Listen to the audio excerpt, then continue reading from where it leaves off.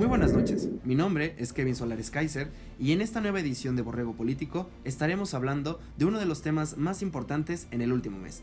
Estamos así hablando de las elecciones de Estados Unidos, las cuales han sido de suma importancia para poder definir cuál va a ser el curso de Estados Unidos en los próximos 4 años y sobre todo se estará analizando cómo la democracia ha estado en diversas ocasiones en riesgo por las diversas acciones que se han llevado a cabo de estos dos candidatos. Así que, sin más preámbulo, comenzamos.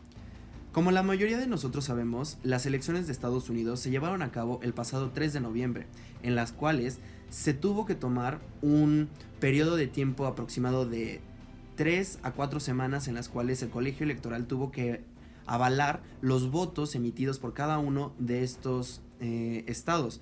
Es así como se implementa uno de los periodos más largos en la historia de el colegio electoral de Estados Unidos para poder certificar los votos.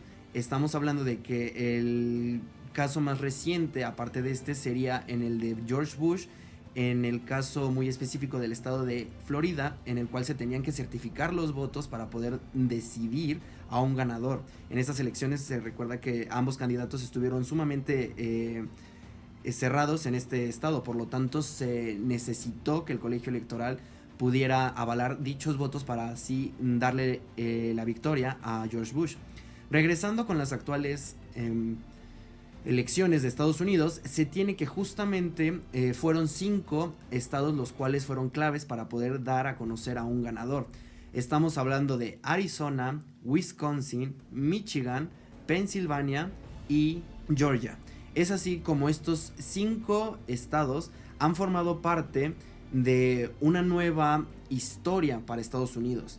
Estamos hablando de que todos estos estados habían formado parte de las líneas republicanas en 2016. Esto quiere decir que estos estados hicieron ganar a Donald Trump en las elecciones de 2016. Hoy en día, en estas elecciones, resulta muy raro o sobre todo sorprendente el aumento de los electores que salieron a votar. Es así como se genera este cambio en que los estados pasan de ser republicanos a demócratas. Pero lo más interesante de analizar de estos temas es lo cerca que estuvieron tanto los republicanos para poder volver a ganar estos estados. Simplemente creo que el claro ejemplo de esto es Arizona, en el cual el 0,3% fue el que decidió el cambio de voto para poder dar estos 11 votos electorales hacia los demócratas. El otro caso que se tiene de que fueron sumamente cerradas las elecciones fueron las de Georgia. Justamente recordemos que Georgia desde las elecciones de Bill Clinton no se había vuelto demócrata. Esto estamos hablando de casi ya 20 años, en lo cual se vuelve a repetir la historia y hoy, 20 años después, se van los 16 votos electorales de Georgia a Joe Biden. Esto se puede decir que estamos hablando de una diferencia de 0,2%.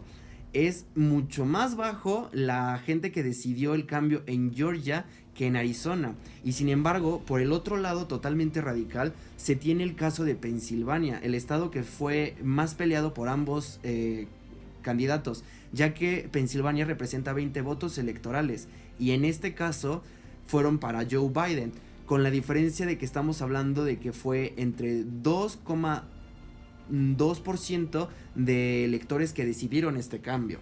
Ahora bien, las supuestas declaraciones por parte del equipo de Donald Trump y sobre todo del mismísimo presidente al declarar un supuesto fraude en las elecciones y supuestamente en estos estados que es tanto Pensilvania, Georgia y Michigan y Wisconsin son fundadas a través de que los votos emitidos y los que fueron recibidos por correo son justamente fraudulentos, ya que justamente se cerraron los centros de votación horas antes de que se recibieran estos paquetes. Por lo tanto, se empezó a cuestionar de por qué el número de votos para Donald Trump en estos estados relativamente se quedó estático, no hubo un gran aumento de los votos electorales. Sin embargo, para Joe Biden se tiene que sí hubo un aumento de estos votos. Por lo tanto, se funda que el equipo de Donald Trump dijera que estos votos eran fraudulentos y sobre todo emitidos fuera de tiempo. Por lo tanto, no debían de ser contabilizados dentro de todo el conteo general de estos estados, ya que justamente iban a ser 100% dedicados a la base demócrata, lo que realmente no sucedió. Recordemos que en Estados Unidos el voto por correo es uno de los derechos que da el poder de la democracia, y sobre todo fue uno de los medios más utilizados en estas elecciones, ya que la mayoría del electorado tenía miedo de acudir a los centros de votación por el miedo de contagiarse de COVID. Muchos americanos, millones, decidieron emitir su voto a través de correo. Por lo tanto, si se llegaba a prohibir el conteo de estos mismos votos para la base electoral de ambos partidos, se estaría negando un derecho fundamental establecido en las enmiendas de Estados Unidos. Por lo tanto, es violatorio de derechos humanos y sobre todo violatorio de las garantías individuales de los estadounidenses. Se tomó la decisión de que esto, por supuesto, no iba a pasar. Los votos se contabilizaron en cada uno de los estados y fueron designados a cada uno de los candidatos. Por lo tanto, esta gran especulación y sobre todo teoría de conspiración contra Donald Trump y contra el sistema electoral de Estados Unidos es completamente falso.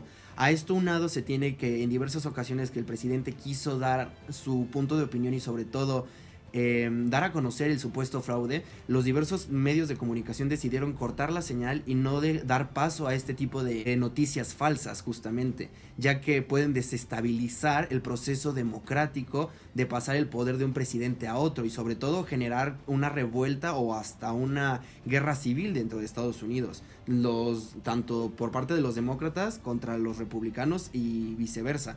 Por lo tanto, no era algo que se veía totalmente cierto para este sistema democrático de Estados Unidos.